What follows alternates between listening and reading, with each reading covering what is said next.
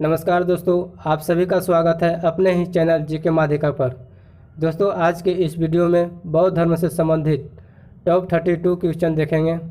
दोस्तों, सभी question selected एवं इम्पोर्टेंट लिया हूं। अगर आप किसी भी कॉम्पिटिटिव एग्जाम की तैयारी करते हो तो ये वीडियो आपके लिए काफ़ी महत्वपूर्ण रहेगा। तो चलिए दोस्तों, शुरू करते हैं पहले सवाल से। दोस्तों, पहला सवाल है, बौद्ध धर्म के संस्थापक कौन थे? बौद्ध धर्म के संस्थापक गौतम बुद्ध थे। तो इसका राइट आंसर हो जाएगा ऑप्शन बी, गौतम बुद्ध। अगला सवाल है, गौतम बुद्ध का जन्म कब और कहाँ हुआ था?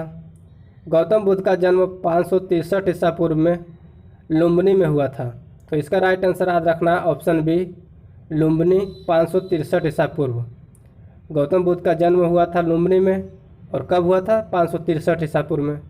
तो इसका राइट आंसर ऑप्शन बी याद रखना है। अगला सवाल है, महात्मा बुद्ध ने अपना प्रथम उपदेश यानी धर्म चक्र प्रवर्तन कहाँ दिया था? दोस्तों, यहाँ पर ध्यान रखना है कि बौद्ध ग्रंथों में प्रथम उपदेश को धर्म चक्र प्रवर्तन कहा गया है।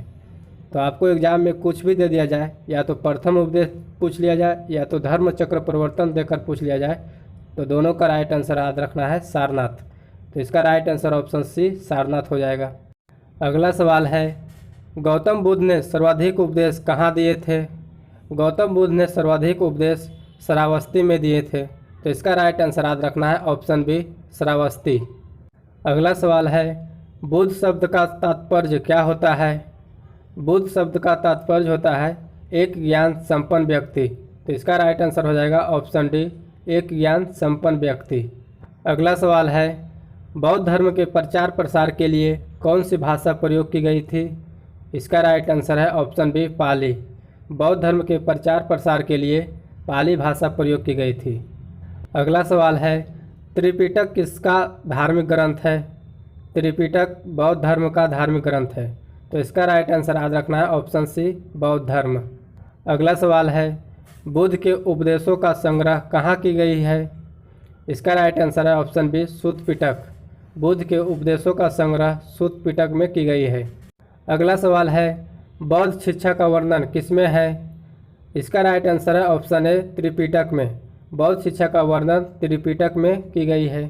अगला सवाल है, किस बौद्ध ग्रंथ में संघ जीवन के नियम प्राप्त होते हैं? इसका राइट आंसर है ऑप्शन बी, विनय पिटक।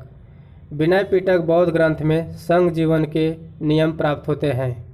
अगला सवाल है, बुद्ध के उपदेशों का मुख्य संबंध किससे था? बुद्ध के उपदेशों का मुख्य संबंध आचरण की शुद्धता एवं पवित्रता से था। तो इसका राइट आंसर है ऑप्शन डी, आचरण की शुद्धता एवं पवित्रता। अगला सवाल है, गौतम बुद्ध को कौन सी जगह ज्ञान प्राप्त हुआ था? इसका राइट आंसर है ऑप्शन बी, बोध गया। गौतम बुद्ध को बोध गया में ज्ञान प्राप्त हुआ था। और दोस्तों, कुछ पॉइंट ध्यान रखना है कि बोध गया में निरंजना यानी फल्गु नदी के किनारे पीपल वृक्ष के नीचे ज्ञान प्राप्त हुआ था। तो इतना पॉइंट ध्यान रखना है। अगला सवाल है, गौतम बुद्ध द्वारा भिक्षुणी संघ की स्थापना कहाँ की गई थी? इसका राइट आंसर है ऑप्शन सी, वैशाली। गौतम बुद्ध द्वारा भिक्षुणी संघ की स्थापना वैशाली में की गई थी।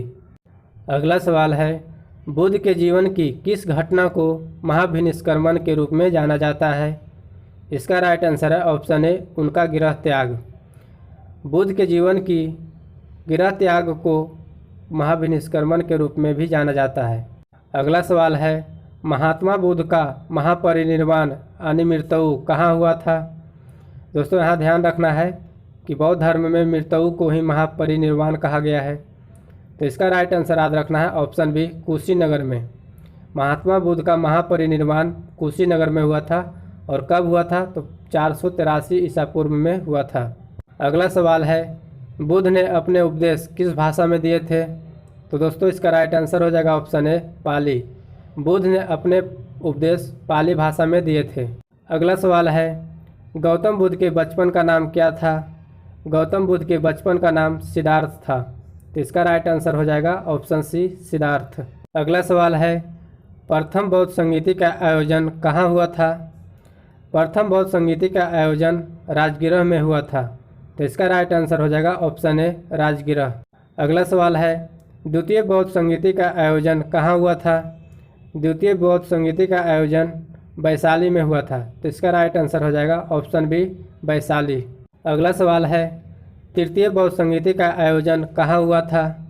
तृतीय बौद्ध संगीति का आयोजन पाटलिपुत्र में हुआ था। तो इसका राइट आंसर ऑप्शन सी हो जाएगा, पाटलिपुत्र।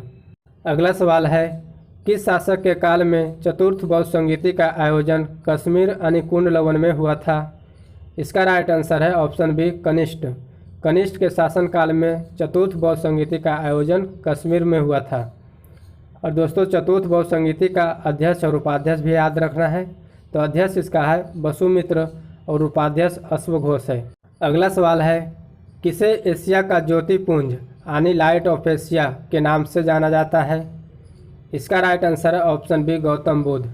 गौतम बुद्ध को एशिया का ज्योतिपुंज के नाम से भी जाना जाता है। अगला सवाल है, संसार अस्थिर और क्षणिक है का संबंध किससे है? तो इसका राइट आंसर है ऑप्शन ए, बौद्ध से। संसार अस्थिर और क्षणिक है, इसका संबंध बौद्ध से है। अगला सवाल है, भारत में पहले किस मानव प्रतिमाओं को पूजा किया गया था? इसका राइट आंसर है ऑप्शन डी, बुद्ध की। भारत में सबसे पहले बुद्ध की प्रतिमाओं को पूजा की गई थी। अगला सवाल है, बुद्ध की खड़ी प्रतिमा निम्न में से किस काल में बनाई गई थी? बुद्ध की खड़ी प्रतिमा गुप्त काल में बनाई गई थी। तो इसका राइट आंसर है ऑप्शन ए, गुप्त काल। अगला सवाल है, नालंदा विश्वविद्यालय किस लिए विश्व प्रसिद्ध था? नालंदा विश्वविद्यालय बौद्ध धर्म दर्शन के लिए विश्व प्रसिद्ध था। तो दोस्तों, इसका राइट आंसर हो जाएगा ऑप्शन सी, बौद्ध धर्म दर्शन। अगला सवाल है, अलार कलाम कौन थे? इसका राइट आंसर हो जाएगा ऑप्शन डी, बुद्ध के एक गुरु थे। अलार कलाम बुद्ध के एक गुरु थे। अगला सवाल है, गिरह त्याग करने के बाद बुद्ध ने वैशाली के अलार कलाम से किसकी शिक्षा ग्रहण की? इसका राइट आंसर है ऑप्शन ए, सांख्य दर्शन की शिक्षा ग्रहण की थी। गिरह त्याग करने के बाद बुद्ध ने वैशाली के अलार कलाम से सांख्य दर्शन की शिक्षा ग्रहण की थी। अगला सवाल है, बौद्ध धर्म के कौन कौन से त्रिरत्न है? बौद्ध धर्म के त्रिरत्न है बुद्ध, धम्म एवं संघ। तो दोस्तों, इसका राइट आंसर ऑप्शन ए हो जाएगा, बुद्ध, धम्म एवं संघ। अगला सवाल है, बुद्ध कौसंबी किसके शासनकाल में आए थे? बुद्ध कौसंबी उदयन के शासनकाल में आए थे। तो इसका राइट आंसर हो जाएगा ऑप्शन बी, उदयन। अगला सवाल है, जातक पवित्र ग्रंथ किस धर्म से संबंधित है?